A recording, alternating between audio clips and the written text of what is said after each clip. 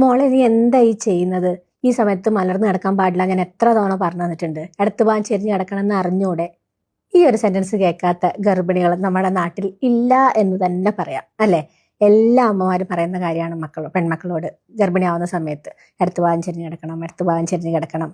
ചില പേഷ്യൻസ് നമ്മളോട് തന്നെ വന്ന് ചോദിക്കും, ഡോക്ടറെ ഇങ്ങനെ വീട്ടിൽ നിന്ന് സ്വൈരം തരുന്നില്ല, അടുത്ത് പോകാൻ ചെരിഞ്ഞ് കിടക്കണം, അടുത്ത് പോകാൻ ചെരിഞ്ഞ് കിടക്കണം, ഇതിൽ എന്തെങ്കിലും കാര്യമുണ്ടോ? ഫുൾ ടൈം കിടന്നിട്ട് എൻ്റെ അടുത്ത് പോകാൻ വേദന എടുത്തിട്ട് വയ്യ, ഇങ്ങനെ വന്ന് പറയുന്ന ഗർഭിണികളുണ്ട്. അപ്പോൾ ഇതൊന്നും നമുക്ക് വിശദമായിട്ടൊന്ന് അനലൈസ് ചെയ്താലോ? ഈ പ്രഗ്നൻസി എന്ന് പറയുന്നത് നമ്മളെ ഇടുപ്പെല്ലിൻ്റെ ഉള്ളിൽ വളരെ ചെറുതായിരിക്കുന്ന യൂട്രസ് വളർന്ന് വലുതായി നമ്മളെ നെഞ്ചിൻ കൂട് വരെ എത്തുന്ന ഒരു പ്രതിഭാസമാണ്.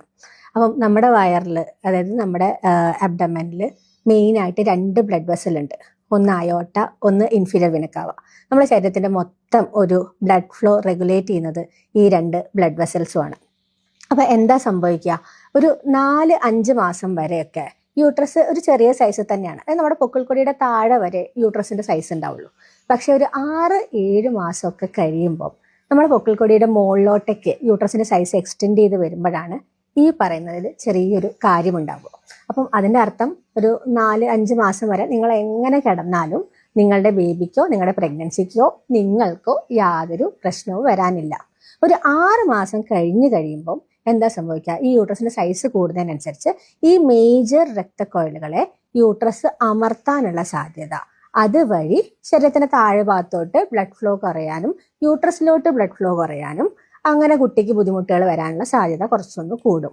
അപ്പോൾ നമ്മളൊരു ചെറിയൊരു ടിൽറ്റ് ഇടത്ത് ഭാഗത്തേക്ക് കൊടുക്കുമ്പോൾ ഈ ബ്ലഡ് വെസലിന്റെ മുകളിൽ ഡയറക്റ്റ് യൂട്രസ് വന്ന് അമർത്തുന്നത് കുറയുകയും അതുകൊണ്ട് തന്നെ ഈ ഒരു രക്തയോട്ടത്തിന്റെ പ്രശ്നങ്ങൾ വരാതിരിക്കാനുള്ള സാധ്യത കൂടുകയും ചെയ്യും. അപ്പൊ അതുകൊണ്ടാണ് ഈ ഇടത്ത് ഭാഗം ചെരിഞ്ഞ് കിടക്കണം എന്ന് നമ്മൾ പറയുന്നത്. 6 മുതൽ 7 മാസം മുതൽ അങ്ങോട്ട് ലെഫ്റ്റ് സൈഡിൽ ചെരിഞ്ഞ് കിടക്കുന്നത് തീർച്ചയായിട്ടും പ്രഗ്നൻസിക്ക് ബെനിഫിറ്റ് ഉണ്ടാവുന്ന ഒരു കാര്യം തന്നെയാണ്. പക്ഷെ ഇതിലൊരു പ്രാക്ടിക്കൽ പ്രശ്നം എന്താണെന്ന് വെച്ചാൽ ഫുൾ ടൈം ഇടത്ത് ഭാഗം ചെരിഞ്ഞ് കിടക്കുമ്പോൾ ഇടത്ത് ഭാഗത്ത് കൈ, ഇടത്ത് ഭാഗത്ത് ഇടുപ്പ്, ഇടത്ത് ഭാഗത്ത് കാല്, ഇതൊക്കെ ഭയങ്കര പെയിൻ ആയിരിക്കും, അല്ലേ? അപ്പം ഇതിനെന്താണ് ഒരു സൊല്യൂഷൻ? നിങ്ങൾക്ക് മലന്ന് തന്നെ കിടക്കാം.